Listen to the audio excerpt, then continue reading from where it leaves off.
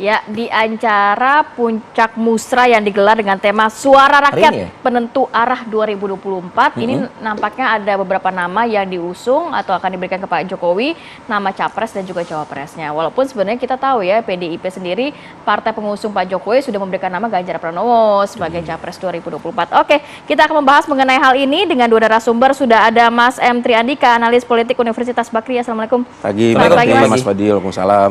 Oke, selain itu juga ada Mas Burhanuddin Muhtadi, Direktur Eksekutif Indikator Politik Indonesia. Mas Burhan, Assalamualaikum, selamat pagi. Waalaikumsalam, Mas Burhan. Waalaikumsalam, Arif, Berarti.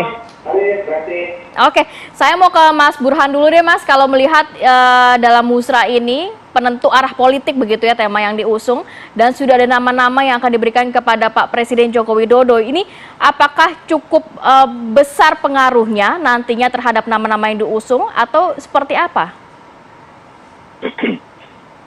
Pertama begini ya, kalau dilihat dari sisi nama-nama yang diusulkan oleh musyawarah rakyat yang dihelat oleh relawan Jokowi, itu untuk cawapres 2 diantaranya sesuai dengan temuan survei kredibel, yaitu antara Ganjar dan Pak Prabowo. Memang selisihnya tipis. Hasil musrah menurut Budi Ari juga mengatakan demikian.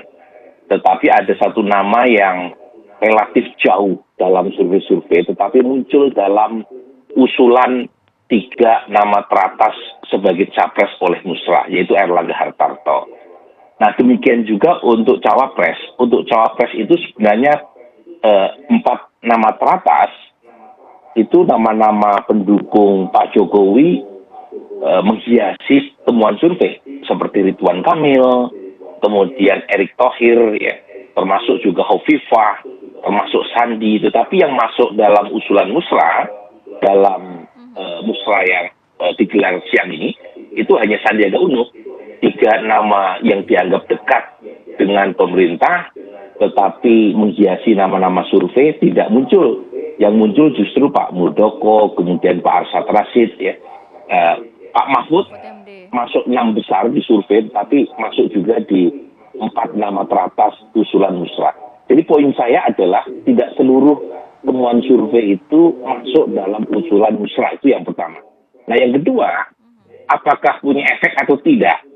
Nah, menurut saya, kalau dilihat dari sisi efek ya, apakah relawan Jokowi ini punya efek atau tidak, itu kan ada banyak ukurannya, Ratih ya.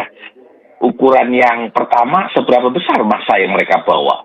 Nah, sejauh ini, sepanjang yang didukung bukan Pak Jokowi sendiri, saya agak meragukan apakah relawan Jokowi punya efek besar dalam menangguk suara buat capres atau cawapres yang akan mereka usung. Apalagi gitu ya, sinyal keterbelahan relawan Jokowi sangat besar. Jadi, coba misalnya kalau kita lihat sekarang, kan ada sebagian pendukung Pak Jokowi yang ke Ganjar, ada sebagian lain yang ke Pak Prabowo. Nah, pada titik itu tentu sulit untuk mengharapkan dukungan bulat dari relawan Jokowi untuk menyukseskan capres atau cawapres yang mereka usung. Cuma, nah ini saya harus mengatakan sisi sebaliknya, karena perebutan menuju orang nomor 1 di Republik ini sangat tipis, terutama 3 nama teratas, yaitu Ganjar, Prabowo, dan Anies Baswedan, maka sekecil apapun suara yang dibawa oleh relawan, itu punya marginal effect ya, untuk menentukan siapa yang menang.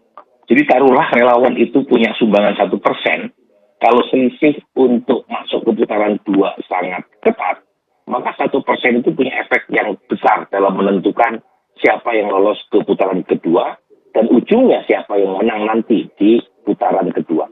Saya sebut putaran kedua karena survei menunjukkan tidak ada capres yang dominan, sehingga kemungkinan besar pertarungan akan ditentukan di putaran kedua. Oke.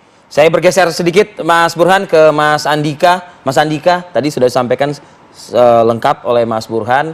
Salah satu kalimat yang ingin saya dalami dengan Mas Andika adalah seberapa besar efek bila mana idolanya sudah tidak ikut kontestasinya lagi. Kan begitu? Ya. Apalagi ada yang masuk ke Ganjar, ada yang masuk ke Prabowo Subianto. Ya, kalau melihat data yang dimiliki oleh Laboratorium Ilmu Politik Universitas Bakri pada Desember 2022 kemarin, kita mengukur sejauh mana efek Pak Jokowi dalam memobilisasi dukungan kepada salah satu calon capres. Itu hanya 17,5% yang akan mengikuti pilihan Pak Jokowi pergi kemana. Artinya angka ini menurut saya cukup besar memang 17%.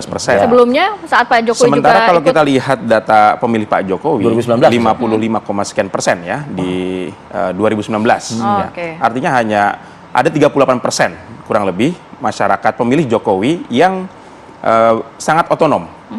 Pilihannya tidak bisa diotak-atik oleh pilihan Pak Jokowi, Iya, kira-kira seperti betul, itu ya. betul. Nah, 30-an ya, 38% kurang lebih ya. Jadi kalau dilihat dari sisi tersebut ya, saya melihat efek relawan itu secara elektabilitas tidak akan besar. Tetapi yang besar adalah efek politiknya, makna politiknya besar sekali. Secara ofisial Pak Jokowi adalah kader PDIP dan sebenarnya tidak perlu tafsir apapun kemana Pak Jokowi mendukung, Ya. ke Pak Ganjar. Pak Ganjar pasti, Tetapi ya. dengan adanya relawan Pak Jokowi, ya ini memberikan makna politik yang sangat besar bagi pemirsa, gitu ya. Kemana kira-kira Pak Jokowi sebenarnya? Siapa calon yang diinginkan dan diharapkan oleh Pak Jokowi kalau memang relawannya terpecah-pecah, gitu ya. Jadi secara elektabilitas saya masih meragukan dampaknya besar, tetapi secara politik ini besar sekali. Suara relawan Jokowi apakah saat ini masih suaranya Pak Jokowi? Secara simbol bisa kita lihat ya, misalnya nanti di Musra saya dengar tadi Gibran akan datang, gitu ya. Ini kan menunjukkan simbol secara simbolik anaknya Pak Jokowi ya ke situ, gitu.